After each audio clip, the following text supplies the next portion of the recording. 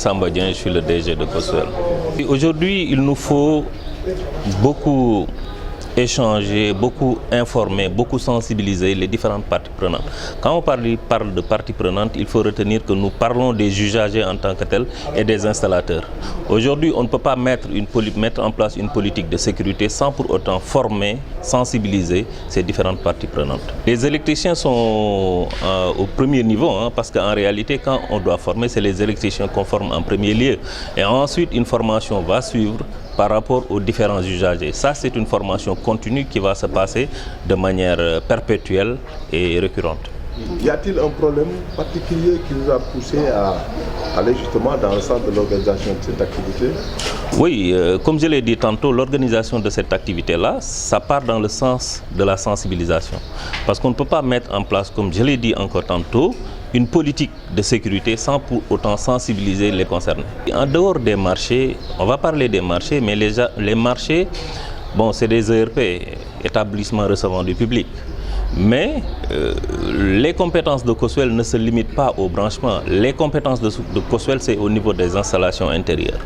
Et aujourd'hui, nous pouvons appuyer, accompagner les marchés dans le sens de lutter contre ces incendies-là. Aujourd'hui, il n'y a pas une évaluation formelle avec des chiffres qu'on peut vous donner, mais il y a beaucoup d'accidents qui se passent dans les maisons. Et ces accidents-là sont liés à des installations intérieures défaillantes. Et du coup, c'est ça la mission de COSWEL. La mission de COSWEL, c'est de pallier cela, pallier les installations défaillantes pour que plus jamais un accident domestique ne se passe. Et on en a beaucoup au Sénégal, vous avez fait le constat? Oui, on en a beaucoup, mais je dis, c'est un constat. Il faut aller au-delà du constat, c'est d'avoir des chiffres à l'appui. Et ça, nous y travaillons. Et le bureau de Saint-Louis sera fonctionnel à partir du 30 décembre. Dañu gis ni ci kër yi dafa am ay accidents yu bëri donc bëri lool torop et puis metti ndaxte saa yu accident amee ba mu jël bakkan du lu ndaw day nekk lu majeur lay doon loolu moo tax État du Sénégal mettre en place le comité bi toppatoo wàllu installation intérieure yi et que pour éradiquer carrément problème yooyu di am ci biir kër yi. ci biir tey waxtaan ngeen ci wàllu sensibilisation par rapport ak installation yi ak dispositions yi nit ñi war a jël pour nag jaar yoon. waaw dañuy sensibiliser nit ñi parce que en réalité bu fekkee da nga bëgg a def politique de sécurité sensibilisation ngay njëkk a def ndaxte boo bëggee defar dara te mënoo ko def ak ñi muy concerné day mel na defoo ko ak ñoom donc tey ku nekk da nga war a jëlal sa bopp sa kaaraange en main.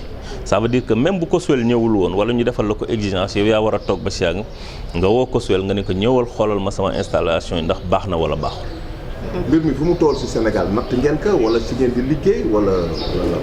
waaw ñu ngi liggéey ci statistiques yi pour xool exactement ñaata accident moo am accident yi ndax am na ay mort ndax accident yi dafa nekk électrisation simple loolu ñu ngi ciy liggéey waaye lu ñu mën a wax mooy accident yi bari na te am na. en général fan lay amee marché yi ci bureau yi ci marché yi am na parce que des fois nga dégg ñu ni marché lakk na am na ku ci génn àdduna mais ci biir kër yi te loolu sax la nit ñi gën a ñàkk a yëg mais dafa bari ci biir kër yi accident yem ci accident mortel la.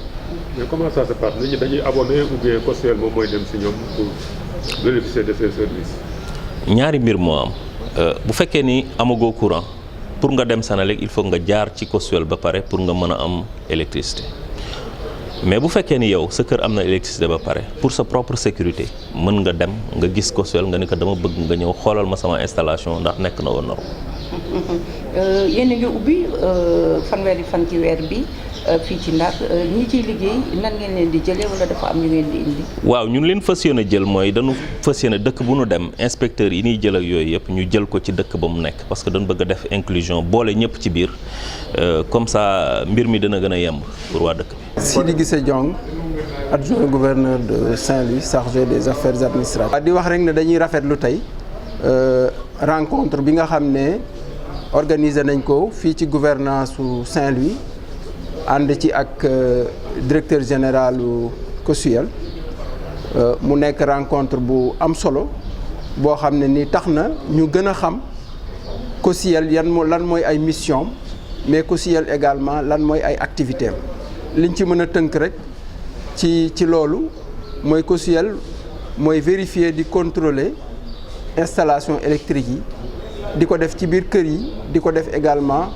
ci établissement yi nga xam ne dañ fay gis nit ñu bari di fa dajaloo kon mu nekk aussi mission bu am solo parce que dafay sécuriser nit ñi nga xam ne ñoo dëkk ci kër yi ak nit ñi nga xam ne ñooy fréquenter installation yooyu parce que xam nañ ne installation électrique bu fekkee niñ ko defee baaxul mën na jur ay musiba donc musiba yooyu lañu COSUEL di fanqal ba tax bis boo defee sa installation balaa courant bi di ñëw moom dina ñëw xool ko saytu ko xool ba xam fil yeeg lépp jaar na yoon bu ko defee mu defal la li ñuy wax attestation de conformité bu attestation de conformité boobu nag boo ko jotee ci lay Senelec di doog a indil la courant bi branché la ko kon ñu xam ne organe la bu am solo ci aar nit ñi ci lépp lu jëm ci wàllu courant di rafetlu donc jataay bi mais aussi di ñaax ñi nga xam ne ñoo fekke jataay bi tey ñu woo leen si muy les acteurs locaux pour mission COSUEL yooyu nekk ay mission yu am solo ku ci nekk boo delloo ci sa secteur nga gën koo yaatal ba mu gën a jote ci population yi merci.